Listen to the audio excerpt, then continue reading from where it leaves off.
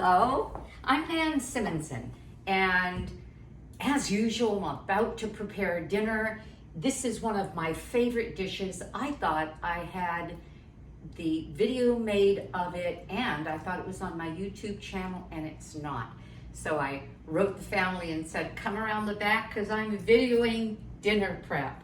And I hope you like this. It's called Thai Spicy Coconut Stir Fry, and it's absolutely one of my favorite. So I'm gonna start right away. This is a dry pan. It's hot as can be. I love this wok. You can go into an Asian store and they almost always have a section where they sell woks. This one is cast iron, not cast iron, it's, well, it's iron. And I like the second handle, that makes it easy. The pan is hot, but did you notice there's no oil in it? Because I cook without oil. And I'm going to let the onions weep for a couple of minutes. And then I dry saute. So I'm sauteing these vegetables, but it's called a dry saute. All right, I have in this preparation my vegetables already put together, but I have a variety that I can use.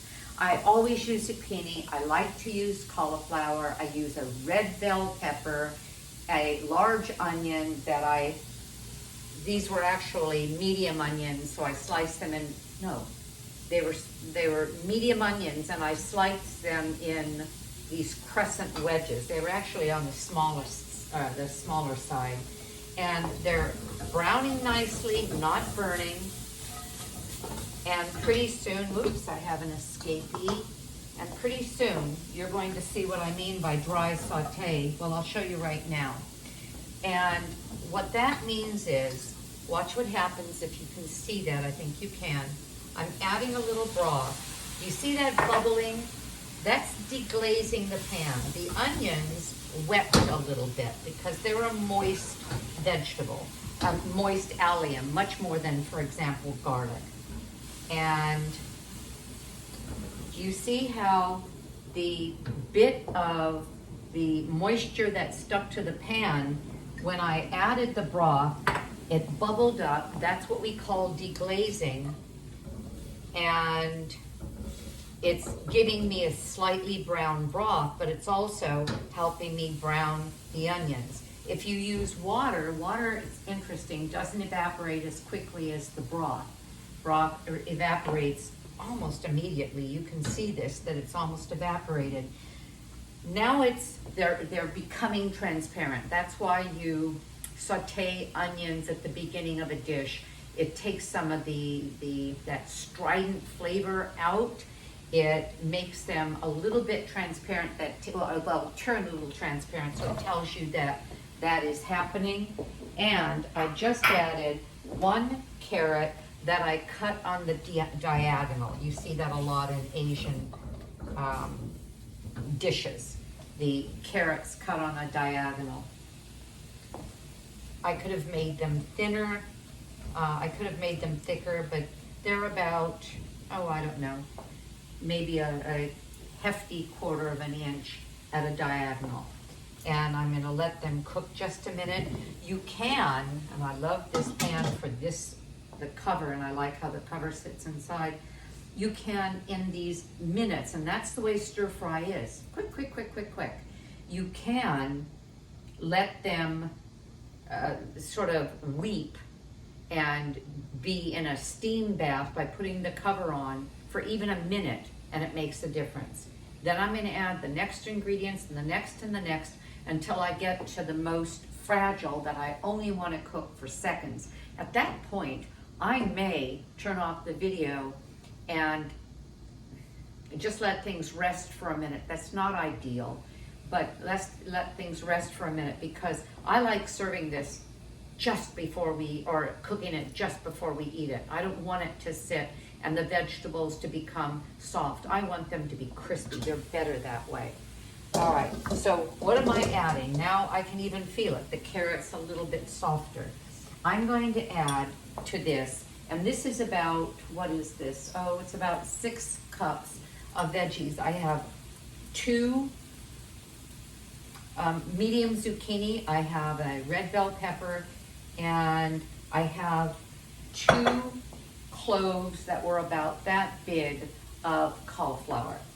And I cut the cauliflower into small pieces so that the pieces were all somewhat uniform so that they cook uniformly. Now I'm going to add more broth.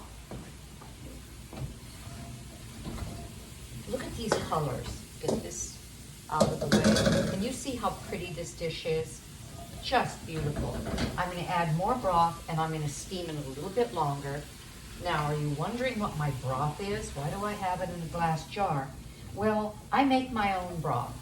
I use all my veggie pieces. There are some I wouldn't use, like I wouldn't use artichoke leaves and I wouldn't use very much cabbage. I can use a couple of cauliflower leaves, but if I use too much, the broth takes on that kind of a sulfuric, cabbagey flavor, and I'm not crazy about that, but I use, the stems, and quite often the whole bunch if I haven't used it before it goes bad. I'll use parsley, I'll use cilantro, I'll use the hard bits of the ends of vegetables, the stems of broccoli, if they're just as hard as can be. But again, because that's cruciferous, I'm not going to use too much of that. Stems of something like chard or the dinosaur kale where I strip the leaves and I've got those stems. Again, not too much because that's a Brassiceous and that's again part of the cruciferous family. But the bottoms of my celery, the bottoms, tops of carrots, the leaves, the stems of carrots, the little ends of them. Anyway, I could just go on and on. The bottom of asparagus. And I cook it in water that's about an inch or so over it. And I just keep them in the freezer until I'm ready to make my broth. Then stem it about, maybe not an inch, about 1.5 to 2 inches over you have to kind of press it down because the vegetables float. And the broth, I'll cook for a couple of hours, strain it, cool it, put it in the freezer in 4 or 5 cup containers, and then I have my own broth. I'm going on and on about that, but this isn't what this is. I love putting dry shiitake mushrooms in an Asian dish. So I buy them from Amazon. I buy the organic shiitake mushrooms. I can get a pound of them for about $25 or $30. That's quite a deal because you only use, if you think of what a mushroom costs, for a pound of rehydrated mushrooms, it's $6 to $7 or $8. And especially shiitake, if you get the organic ones, are about $10 or $12 a pound. But the rehydrated or the dehydrated, again, I can get an entire pound of dry mushrooms that rehydrate to quite a bit. And so I'll just take a big handful of them, put them in a bowl, water on them, soak them for a couple of hours. The broth I wouldn't drink unless it was cooked because they are in essence a raw mushroom that's been grown in any kind of compost and then handled and dried. I think I'd prefer to cook that in case of any bacteria that's riding along, but that's exactly what I'm doing. So I just squeezed out those shiitake mushrooms, kept the broth, and that's what I'm using because they're going in here anyway. So let's see how things are looking. See, everything is starting to get a little softer now. I wouldn't eat it yet, but now I'm going to add my next bunch. What time is it? Yeah, we'll be eating in just a bit. I'm going to add my next bunch to it. I'm going to give this a minute or more, and then I'll tell you about what's in this one. I live a couple of minutes from Trader Joe's, and so I go there more than I go to any other supermarket because I can get a lot of organic food for a great price. They sell non-organic sugar snap peas, And they have organic sugar snap peas for maybe 50 or 70 cents more a bag. They are washed. They recommend you just put the whole thing in the microwave and steam them that way. I don't cook anything in plastic because the plastic does degrade and you get these microparticles that go into the food, and no thanks for that. I take it out, put it in a bowl, put like a saucer on top of the bowl, well, and either microwave it or do it on the stove in a steamer basket. So I have an entire bag of these lovely sugar snap peas, and I will eat them with the string on them. My husband doesn't like to.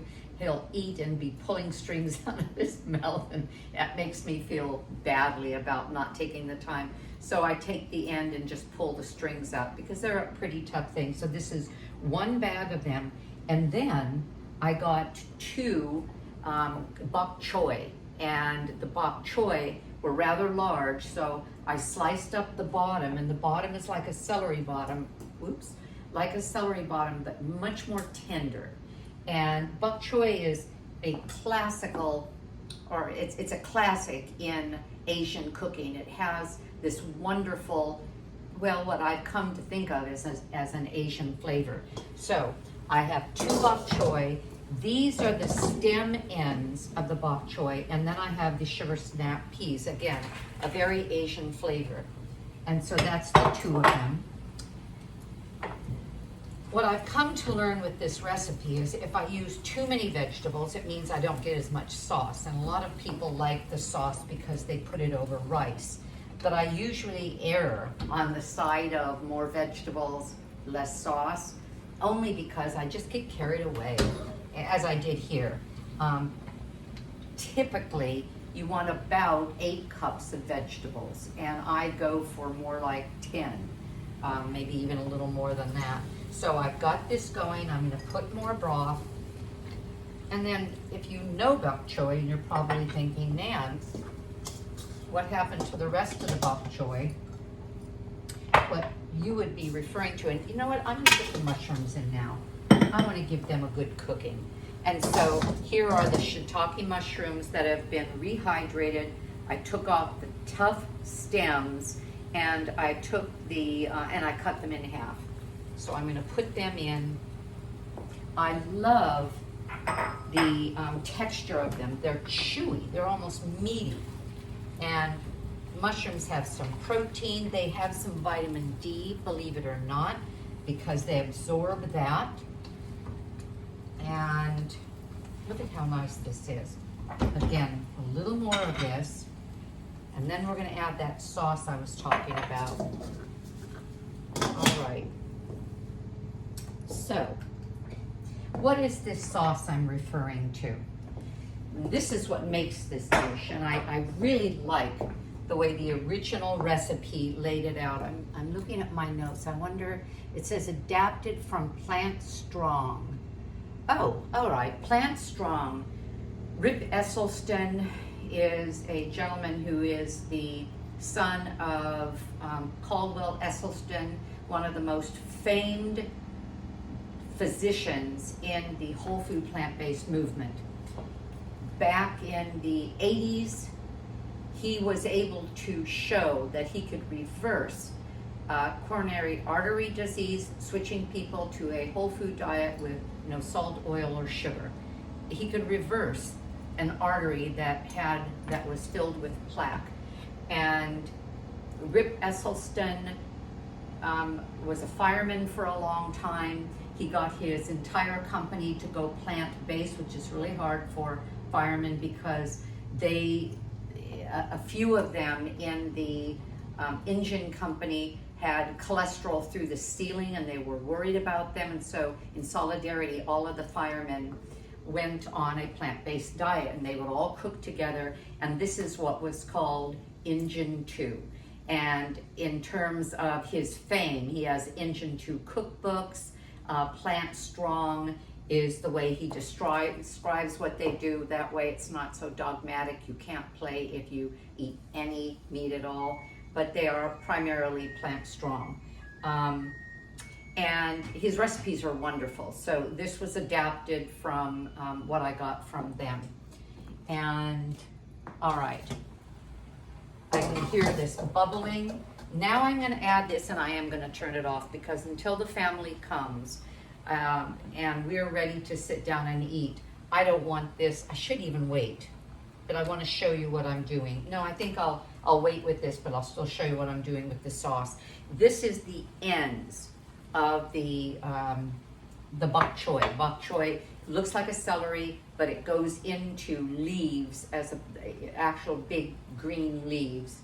If you're not familiar with it, it's marvelous. You can eat it raw, you can eat it cooked. This is not quite how I would eat it, but I would, if I cook it much more, it's going to be overdone. I like these pods to be crunchy. But let me talk to you about the sauce. This is so fun. So, this sauce, you put over, I'll tell you what's in it in a minute. It's peanutty. And that's why a lot of people consider it a Thai, because the Thai use a lot of peanuts. A Thai, and it's spicy, and I'll show you why. Stir fry. So, what am I referring to? Yum, yum, yum. Oh, this is such a good sauce. I'll get these things cooked up. I'll put that in. People should be walking through the door in a minute. I wrote them, and I think they thought, I think I'll stay away. All right. Actually, I might as well use the rest of this now. Okay. See, free broth, just from the soaking of the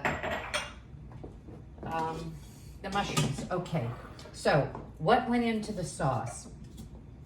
Coconut milk. I used the light coconut milk, and be careful in a cold room, the fat of coconut milk, which even if you're getting light, you have some, will congeal on the top, and if it's really cool, make a hard crust. And I've made the mistake of taking a spoon or a knife and thinking, oh, I'll break through it. Well, just the slightest amount of pressure pushes it in and pushes out through the sides. Your coconut milk, don't do that, it's just a mess. So, can of coconut milk, some garlic, some lime, some tamari. I use the low sodium tamari. Tamari is gluten-free soy sauce.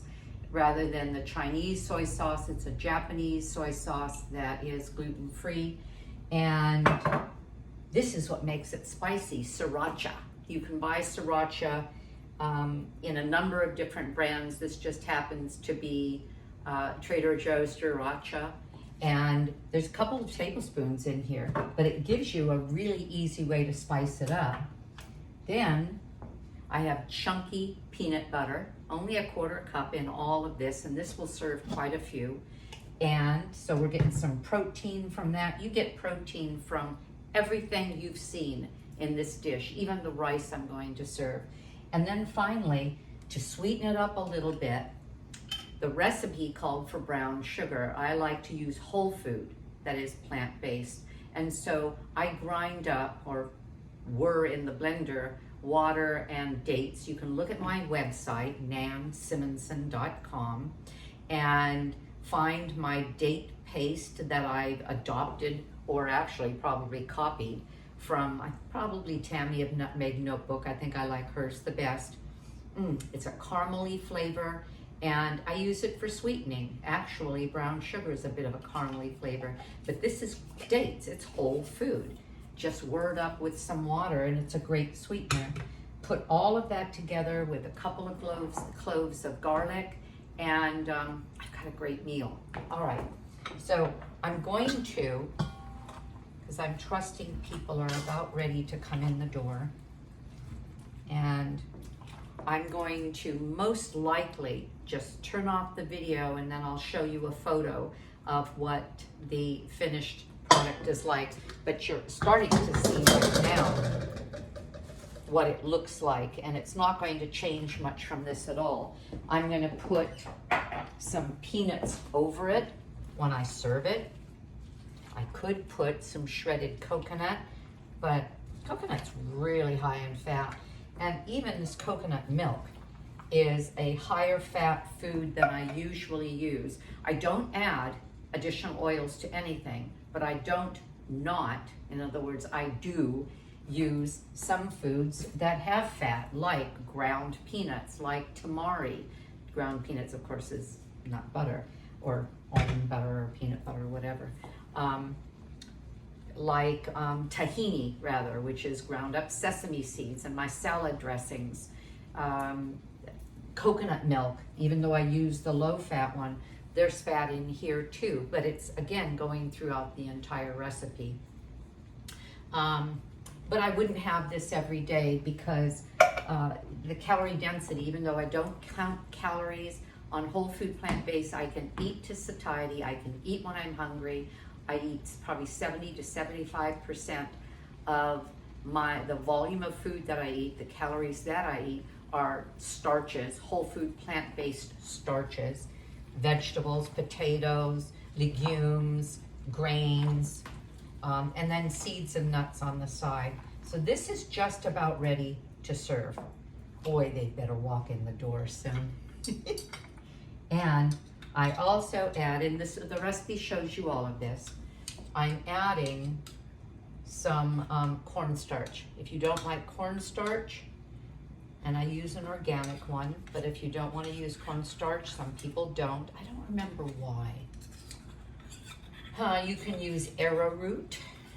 Arrowroot also works well to thicken. And I just put cornstarch, probably about a tablespoon, and some water. And what that's going to do is that's going to give this a,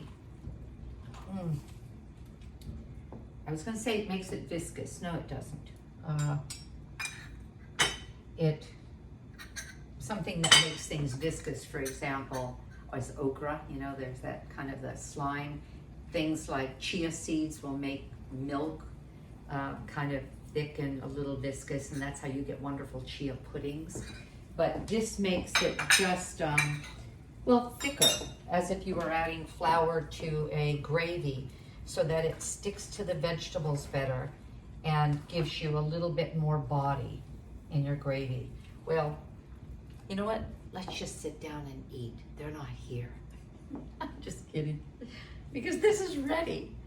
So I'm gonna turn it to way low. I'm not going to put the cover on it because I don't want it to cook anymore. These, oh, okay. Good news. See, here's a string. This is what I'm talking about. It's just still crunchy. Oh, thank goodness. Sorry for eating. So I am gonna let this cook on its own a little bit. If you cook it too much, you know what happens? These beautiful green vegetables become bland looking. They lose their bright green look. So when I put it on the table, I'll put it on the table. I have rice that's just been cooked. I use a, well, jasmine rice, a brown jasmine rice. This is a brown basmati. And because I started it late, I used a quick cooking, organic, brown basmati that I get from Trader Joe's. Jasmine rice and basmati have a kind of a, not really sweet, but a kind of a mild, I'll say slightly sweetish flavor. And it blends really well with sauces like curries and Asian dishes. So I better put this just a little higher. And I'm gonna sign off. I'll show it to you served, but you can definitely see what it looks like when we're ready to go. Isn't that beautiful? Okay. Again, I wish you were here. Thank you for being with me. Consider hearing more about my mission and reading my book, Aging Power Play. Just before I turned 70, I had this book. I wrote it, I published it, and my mission is to go for the next 10, 20, or 30 years spreading the word that a whole food plant-based diet, and what this stands for, it's an anagram for Powerfully is actually a representation of 10 words that represent a healthy lifestyle. And each of those represent things that we can do so easily in our life to bring about health and wellness, because quite frankly, we're forgetting and our society is getting sicker by the minute. It doesn't have to. So Aging Powerfully is on Amazon and it's in Barnes and Noble. And well, it's not in Barnes and Noble, you can order it from them. Okay, have a great day, because I know I'm going to. Bye-bye.